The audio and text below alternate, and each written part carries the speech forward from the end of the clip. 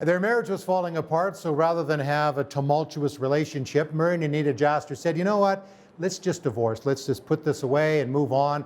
I mean, they had big dreams and, even at that time they had children, but felt that maybe being together wasn't such a good idea anymore. So they got together in a bar and they were dividing up their stuff, who gets what. And then a man came to their table. I'll tell you what happened later on, but Anita and Murray, great to see you guys again. Hi, Greg. Nice to see you too.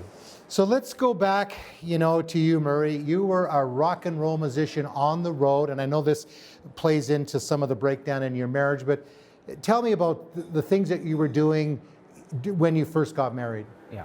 Well, I started playing in bars and with different bands when I was 15 years old and 16 years old, and it was something that I felt was, I wanted to do for a career.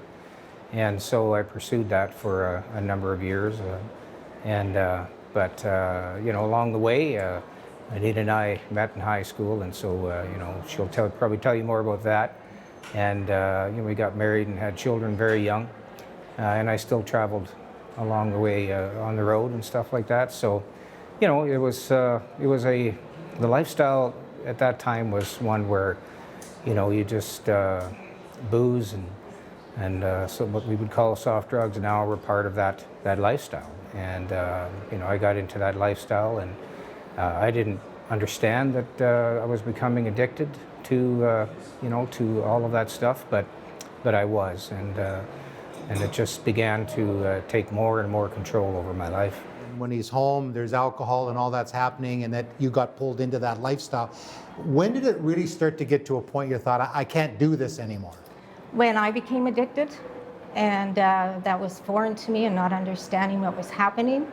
And actually I became worse than him in the addiction. And during that time, I didn't understand what was happening. There was a lot of emptiness. I think it was the loneliness, because I never went out and drank. I always drank in isolation.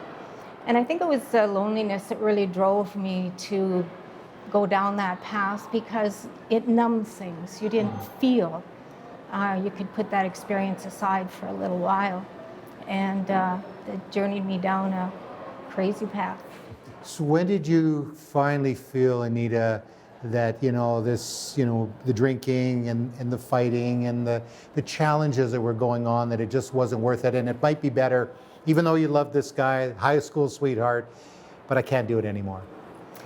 Well, when you're together, there's a lot of friction, there's a lot of drinking.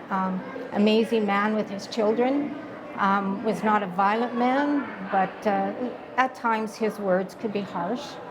And I just woke up one day and I decided that this lifestyle wasn't for me anymore, recognizing that I needed help myself. And I just made the decision that in order to move forward in my life and for my children living in the chaos of addiction, I felt it was better that we went our separate ways. How did you respond to that, Murray? Did you as well feel that you maybe wanted this marriage to end as well, or did you just want to just continue? I kind of felt like I didn't really have a choice, in that sense. She was that determined, which brought us to that bottom, I guess, where we just reached the end, and I knew was the end as far as we could see, as far as I could see. So, that's what really brought us to that place where we sat down and we're going to take a piece of paper and start figuring this thing out. So we're going back, 35 or so years. You're in a bar in Swift Current, Saskatchewan. You mentioned dividing up the stuff. What happened? We were just sitting there, probably getting along better than we had in a long time, which might sound crazy, but there was a peace that there seemed to be in making a decision. And a Salvation Army officer walked in, as they, in those days, just went and greeted people in the bars. And the major came up to our table, and I said to Murray, whispered, "Give him all the money, just get rid of him." And he treated us with such dignity and respect, and never made us feel like, gee, we're in the wrong place. And he greeted us, we had a little chat, and he walked away. And there was something inside of me that stirred in the presence of that moment. And I just looked at Murray and I said, I don't know why, but we really need to leave this place. And on the way home, I was just thinking, what's going on? Because I didn't understand. And so I said, would you go to church in the morning? Can we go together as a family? Which I didn't know where that was coming from either, because we weren't a church-going family. And of course, he said yes. And then we started, where are we going to go? And we made a decision that because of the dignity and respect and non-judgmental approach that was given to us, it was a safe environment to go into for us to check this journey out and try to understand what happened in that moment. So you show up in church, Murray, saying yes to going to church. Next, accepting Jesus was the greatest decision because that's what happened. Yeah. So you went to church. What happened? Yeah, well, I really, when I said yes to her, it was, I have to confess, it was for more selfish reasons, because I felt very similar, sort of stirring that she felt in that very moment, and I can never explain what that is. So, but it really was, I think at that moment, as I recall, it was really more of a, I get to spend another night at home sort of thing. I have to confess that, right? So I'm going, I don't know what this is, but if I get to spend another night at home or maybe more, who knows, right? We'll just go and see what happens, right? So that's really why I kind of went with her and said, You know what? I don't think that is selfish at all. That's a good thing. But it got you to church. Yeah. What was the message? Do you remember? Or what was it about that you guys both said, yes, I want, and began coming from not a Christian or church background? It was a small little church, and he preached this message on forgiveness. I said, that's, whatever that is, that I don't know what it means, but I felt that's what I needed. And so leaving the church that day, I said to Anita, I kind of enjoyed that, and so we decided to go back. And the third week of that series was when I said that this is what I need. I don't know what it is. I just know that I need to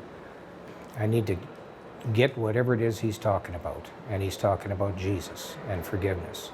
And so I went home that day after church and went up to our bedroom, got on my knees, and I don't even know what I said. All I know is that when I got off my knees, I was different.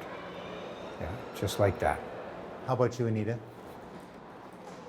It's funny because we both accepted the Lord on our own with no influence of each other, but yet we were afraid to tell each other what we did, because then here's another factor that we may have to deal with. And so it was days that went by before we actually sat down and said, I need to tell you something that happened in my life. But what I remember about when I went to church, it was about the forgiveness, but the message I heard is the past is the past. You can pack that away and start where you are today, because there's a whole new journey ahead to embrace. And for me, I became excited about that new journey. I didn't know what it was, what it would be, but it was for me that I could walk away from the past and have a new start. And you had a new start. You went on to become Salvation Army officers, working with the poor and the broken. Because Murray, and we're just about out of time, but that's been really a heart for what you and Anita have done for many years in the Salvation Army, people that were where you guys were. Yes, yeah, that was something that we felt right from the beginning. This calling happened about 6 months after we received Jesus as Savior, and it was as real as the time when we accepted Him, right? So again, same thing, we felt called the very same day. It was a Saturday afternoon, and we knew that we just surrendered to the Lord and said, if this is what you want us to do. We didn't know what officership really meant very much, but the Salvation Army opened their doors to us, opened a way for us to do ministry for 30 years. And we thank God for the Salvation Army and for who they are, and giving us the opportunity for so many kinds of ministries, but in particular one in Edmonton, and that really shaped us for many years. And and just was an amazing time where we were able to minister to those that were just like we were. Well, the cool thing is, Murray, you used your music for God's glory, and I've had opportunity to hear you lead worship and sing and do all that over the years, and so I appreciate you.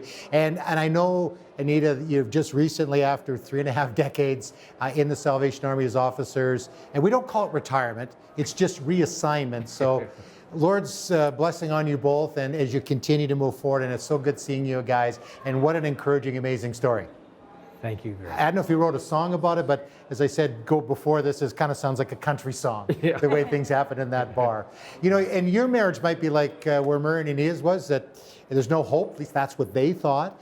You know what? There is hope. I don't know if it'll work out the way it has for these two wonderful people and the amazing life they've lived since and will continue to live. But know that there's people standing by that'll pray with you. Give us a call, 1-866-273-4444.